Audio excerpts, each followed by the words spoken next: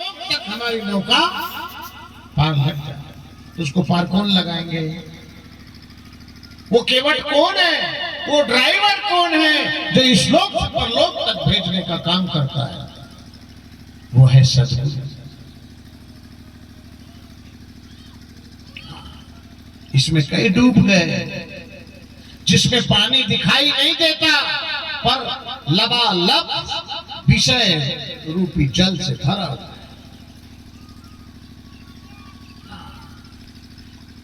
काम क्रोध कच्छ मच्छ बसत है, लोभ मगर खावे भाड़ा। धीमर जाल लेकर तैयार है, ये वो जल है दुर्मत द्वेष भाव जल गतला। कपट भवर फिरे फेरा आगे खाइए। हाँ, आशा और कृष्णा की कांजी है, जब अपन कजी बोला ने और वो पी ले तो अपन सबने पिए,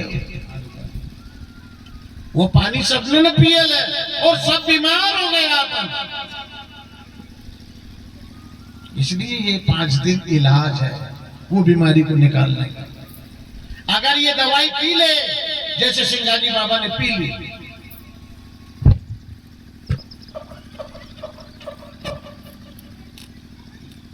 ये मनरंगीर बाबा ने जो भजन गाया, तो जैसे कोई पानी पिलाता है ना, कोई शरबत पिलाता है, ऐसे सिंगाजी बाबा ने इस भजन को पी गए।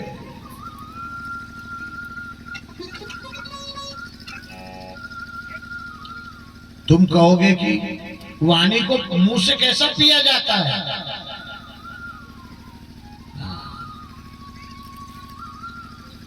तो कैसे पिया? शब्द रूपी अमृत को कान के द्वारा पिया। परीक्षित ने पिया, सुखदेव ने पिलाया, कृष्ण ने अर्जुन को पिलाया, रामकृष्ण परमहंस ने विवेकानंद को पिलाया। आज वही अमृत सिंगाजी बाबा को मनरंगीर बाबा पिला। जय जय।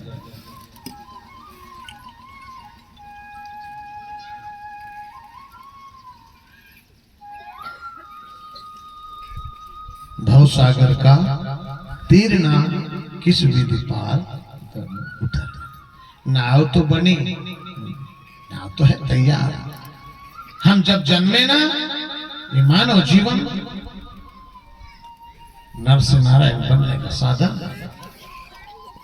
इस लोक से परलोक तक जाने का साधन है। सिंगाजी बाबा ने नाव कह दी, तुलसीदास जी ने साधन कर, साधन धाम मोक्ष करना। 84 लाख योनि मन 1 किलो है, वो सबसे सर्वश्रेष्ठ गेट है, ये दरवाजा है मानव शरीर।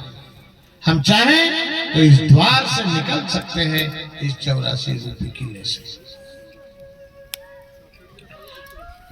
पर जब दरवाजा आए तो खुजाल चलने लग जाए, और खुजाल नाम गेट निकल जाए, फिर बहुत लंबी यात्रा है। तो हमको सबको वो माया रूपी खुजाल चल रही है, और माया रूपी खुजाल हमको न तो सत्संग में जाने देती है, न कोई सदगुरु के पास जाने देती है, न कोई कथा श्रवण करने के लिए जाने देती है। आत्म कल्याण के लिए हमारे को कोई प्रेरणा नहीं मिलती। हम अकड़ अकड़ कर अपने घर बैठे रहते हैं। किसी को धन का अभिमान, किसी को मान का अभिमान, किसी को पद का अभिमान, कोई को जाति का अभिमान, नाना प्रकार के अहंकार से ये जीव ग्रसित होकर और सत्संग भजन पूजन से संत महात्माओं से दूरी बना लेता है। क्योंकि सत्संग में आने के लिए भी बहुत पुण्य चाहिए, श्रवण भी एक भक्ति है। श्रवण करने के लिए भी दिल चाहिए, कलेजा चाहिए उसको सुनने के लिए। गांव में सत्संग चले, आदमी घर सोया रहता है, गली गली बैठे रहते हैं, क्योंकि उनके जो पाप हैं वो दीवार बनकर सामने खड़े हो जाते हैं। सत्संग में आने के लिए भी पुण्य चाहिए, सत्संग को श्रवण करने के लिए भी पुण्य चाहिए।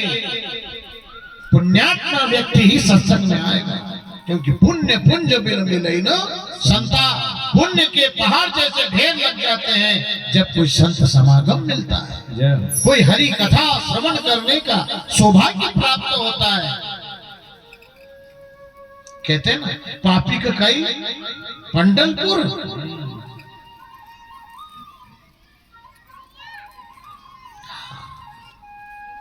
जब जब हम सत्संग में जाकर बैठ जाएं तो समझ लो हमारे कई जन्म जन्म का पुण्य उदय हुआ है।